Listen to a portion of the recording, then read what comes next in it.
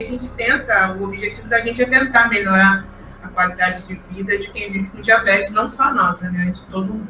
É uma doença hoje crônica, mas que ainda segue matando pessoas no Brasil. Porque se tratam, como a Sara colocou mais cedo, das sequelas. Você trata das complicações depois que elas não têm mais como ser resolvidas, você não prevê, você não... A gente tem que entender que diabetes tipo 2 é possível de prevenção, diabetes tipo 1, apesar de não, depois do diagnóstico, é possível lidar com isso. É preciso chamar a atenção, porque isso é um descaso. O diabetes é uma doença grave e que com falta de informação mata, amputa. Para que eu guio do pé diabético? Eu não quero ter um pé diabético.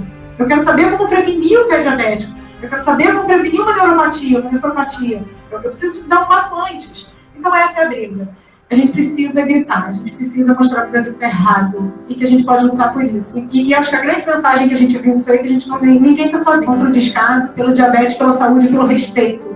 Porque a falta de respeito com cada diabético no Brasil, porque você deixa de dar atenção a um tema e lança um manual que é para tratar uma complicação irreversível.